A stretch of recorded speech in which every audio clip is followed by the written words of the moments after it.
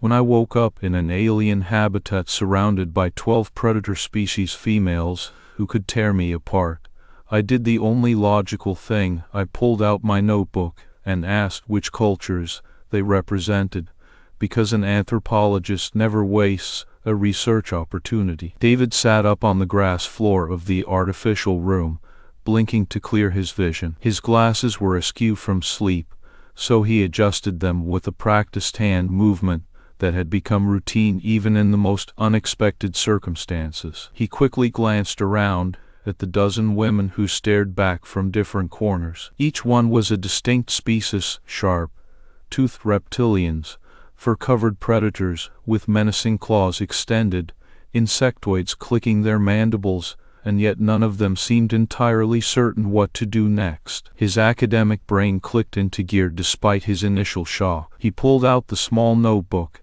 he had managed to keep hidden during transport.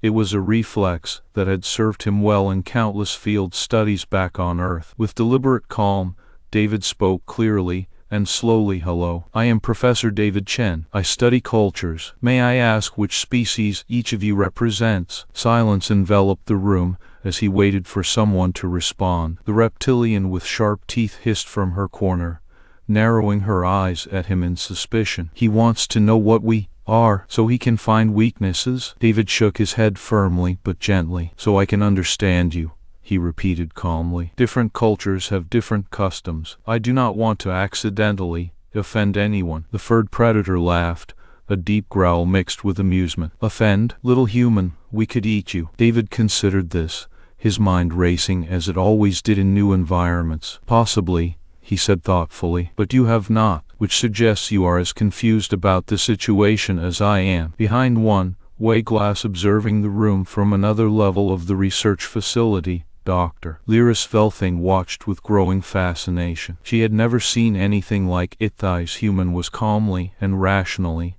engaging his captors instead of panicking or trying to fight back. Her assistant whispered beside her, "He should be panicking." Lyris shook her head firmly, her sharp violet eyes wide, in a way that betrayed her own surprise at what she saw unfolding below. "No," she said quietly, but with conviction. "He is taking notes." She leaned forward slightly as David approached the reptilian slowly and respectfully. "Your scales are beautiful," he began gently, his tone devoid of fear yet filled with genuine curiosity. "The pattern suggests a tropical origin world. Am I correct?" The reptilian blinked in surprise, her sharp eyes narrowing to slits before widening again, as if she was processing something entirely new for the first time in her life. "You recognize my homeworld from my scales?" David smiled warmly, his expression open and inviting despite their clear physical disparity. "I have studied many species," he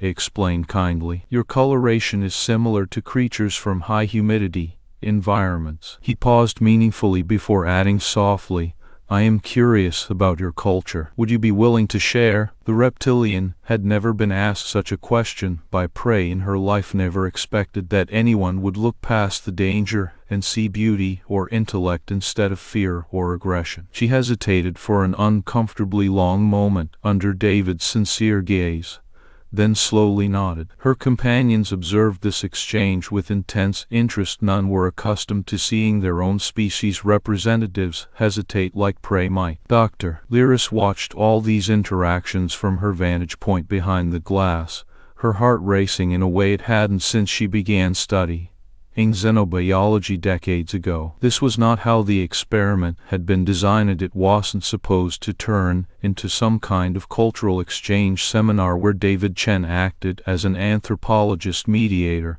between predator species and himself. Yet here they were. The room remained tense, but the air felt less hostile now that a tentative bridge had begun forming between the humans and predators through mere conversation. As he approached each being in turn with similar questions and respectful observations, Professor David Chen inadvertently shifted their dynamic from one of danger to curiosity, opening doors no other observer could have anticipated. Lyris's assistant spoke again softly into her ear, "This isn't supposed to happen." "No," Lyris replied quietly, but firmly. This was indeed a moment she would need many more lifetimes to fully understand and analyze. David Chen had turned their experiment on its head, showing them that humanity's ability to connect across species barriers might prove far more valuable than anyone predicted. For now, though, there remained plenty of questions left unanswered by the sudden turn of events. The room held breaths, waiting for what would come next in this unexpected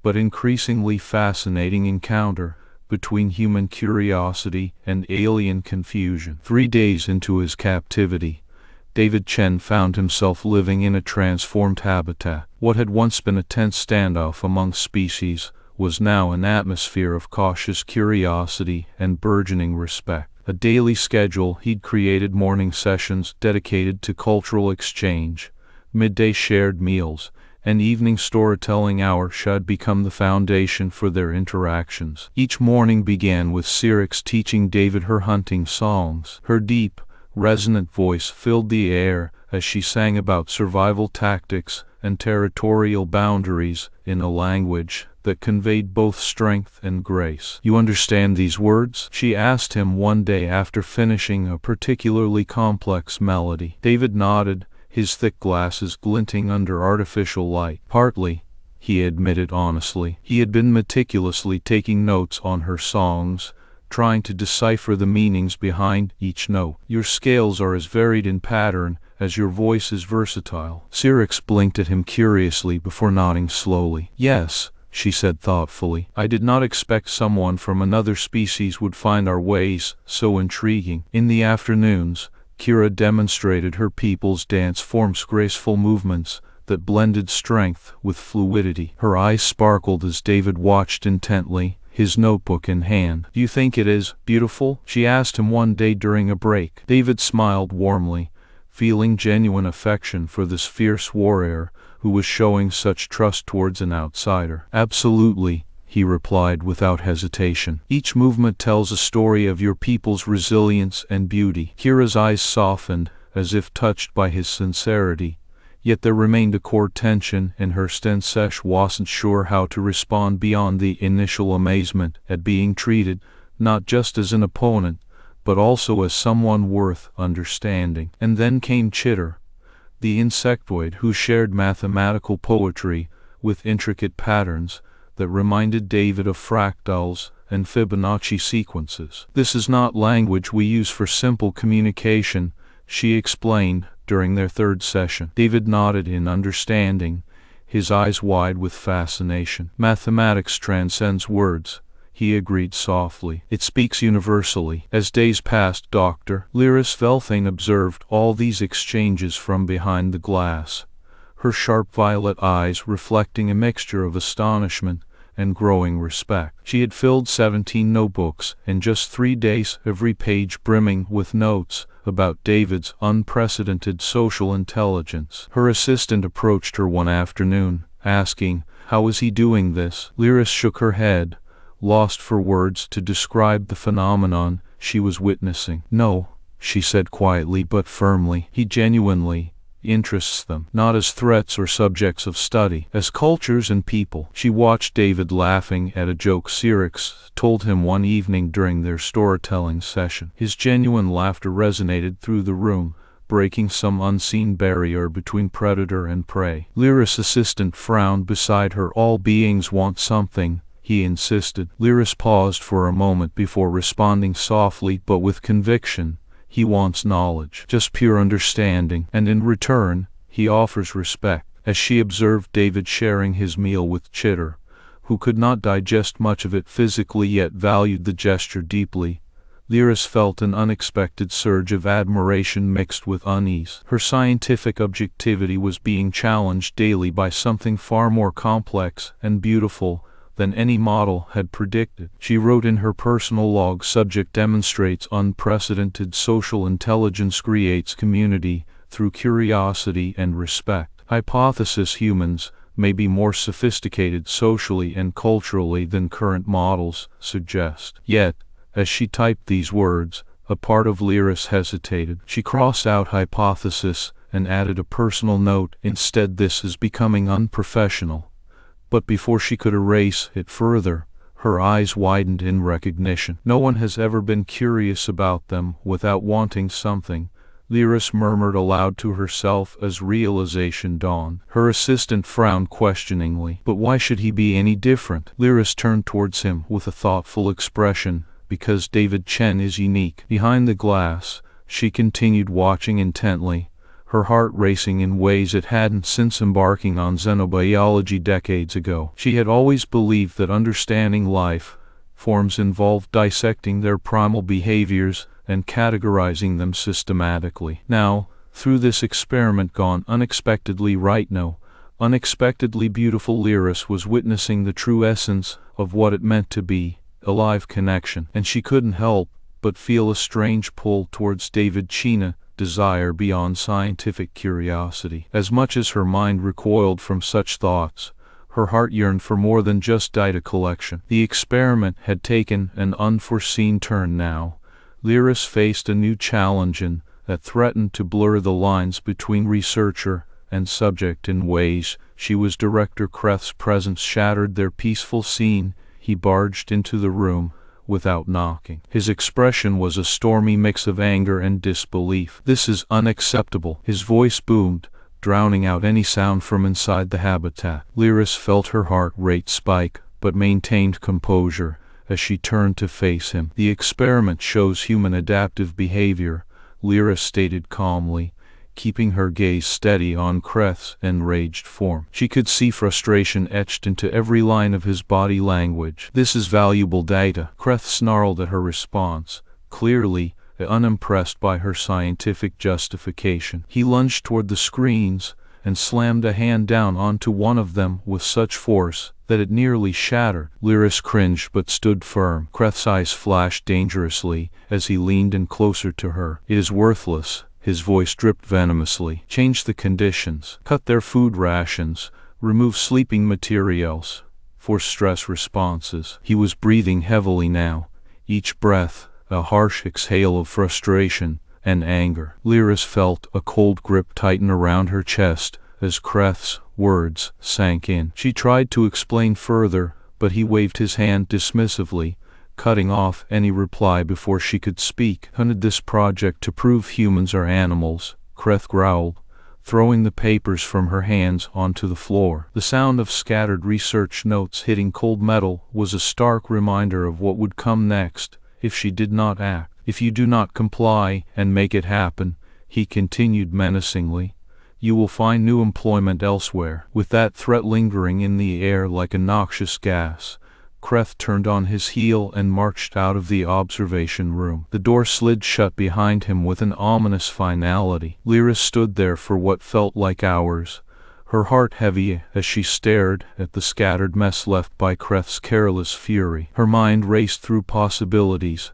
each one darker than the last. 12 species in that habitat, and all were now part of a fragile community nurtured by David's presence, a microcosm teeming with shared experiences and mutual understanding. With a heavy sigh, Lyris straightened up from her crouched position over scattered papers. It was time to act before it was too late for both the experiment and its subjects. That night, she made an entrance into the habitat under cloak of darkness, a move so unexpected that even David stopped mid-conversation with Kira. Everyone froze as Lyris stepped inside their space. In a moment where tension hung thick in the air like fog over a lake, David stood up from his seat and moved to stand between her and the rest of them, his body positioning clear and deliberate. He was protecting them, or at least attempting to shield them from whatever danger she might pose. Lyris' initial instinct had been caution, but now she saw something else in David's stance, a quiet resolve born out of friendship. She took a deep breath before speaking quickly yet clearly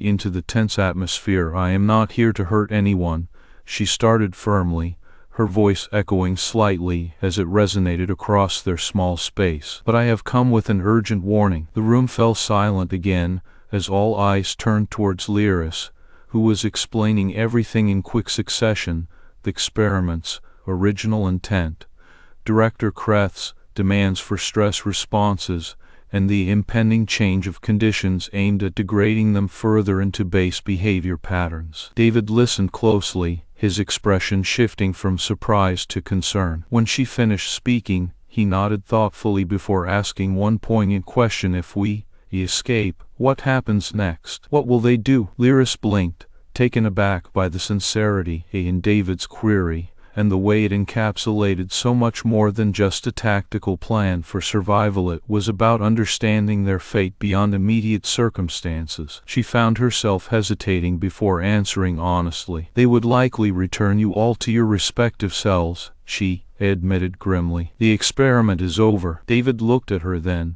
his kind brown eyes filled with something like warmth despite the gravity of what he had just heard from Lyris. It was a look that seemed almost too gentle for such dire circumstances, one that mirrored back to him the connection they had fostered within this room. "And you would do it?" he asked softly, after another pause, gesturing towards all 12 women surrounding them now. The night was still young when Lyris slipped into David's habitat again, but this time she brought something different, a sense of urgency that cut through the peaceful hum of conversation like a knife. The atmosphere shifted as soon as she entered, and all eyes turned to her expectantly. "We need to escape," Lyris said without preamble, her voice steady despite the turmoil brewing inside her. "Director Kreth's changes will be implemented at dawn." She scanned their faces for reactions: fear, shock, understanding, and found them each grappling with what that meant for their lives and fates here on Velthane. David stepped forward, his eyes locking onto Lyris's as if searching for something beyond the words. "And where would you take us?" he asked quietly, though it was clear to everyone in the room that this wasn't just a question about geography, but also safety and hope. Lyris hesitated only briefly before answering honestly. "I have arranged transportation off Velthane," she admitted with a heavy heart. The weight of her decision hung between them. She could feel each one's eyes on her, gauging if this was betrayal or liberation. Syrinx moved closer to David's side, standing protectively beside him as she had done so many times over the past days. "And what will happen when we leave?" She voiced everyone's unspoken fears and desires with stark clarity. Lyris met Syrinx's gaze directly, her expression serious but resolute. "I don't know," she admitted honestly, "but I am willing to take that chance for all of you." The moment stretched as the full implications sunk in,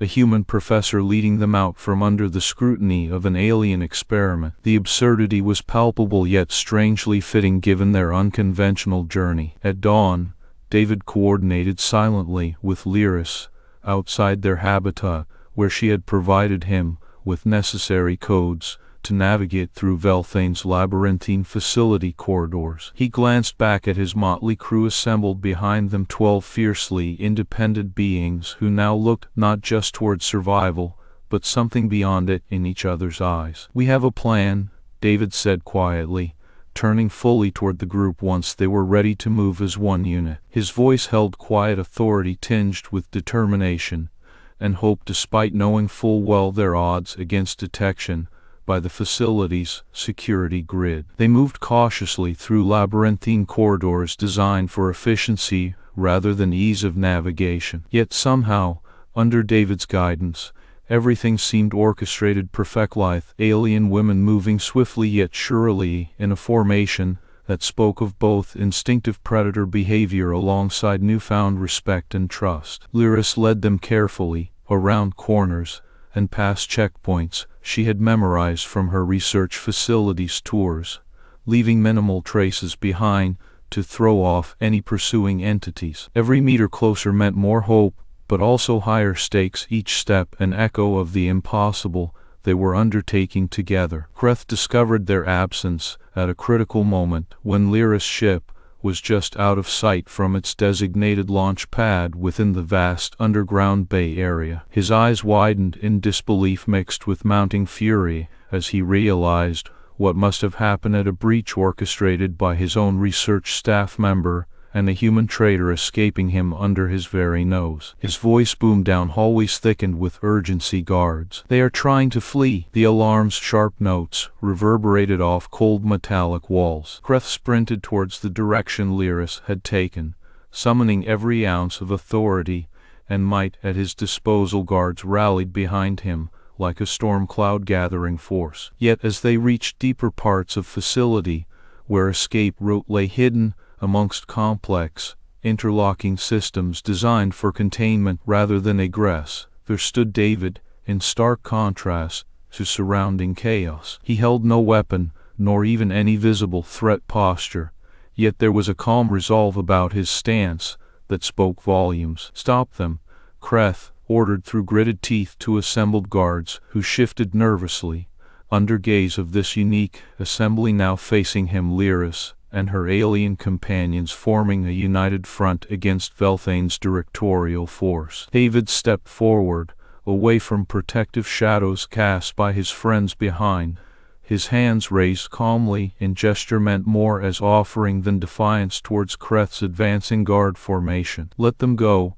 David said clearly enough for all assembled to hear. Tone held none of challenge, rather simple statement factoring cost versus benefit equation. Kreth might well be pondering given situation's unprecedented nature on Velthane's soil. Kreth laughed harshly, mocking yet somehow sounding more nervous than confident. "One human threatening me." But then as David continued speaking, without breaking eye contact, there was something else in his words, an undercurrent of genuine peace and acceptance that caught Kreth off guard. "Not threatening," David corrected gently but firmly. "Offering." He raised both hands, further emphasizing point he wanted to convey clearly.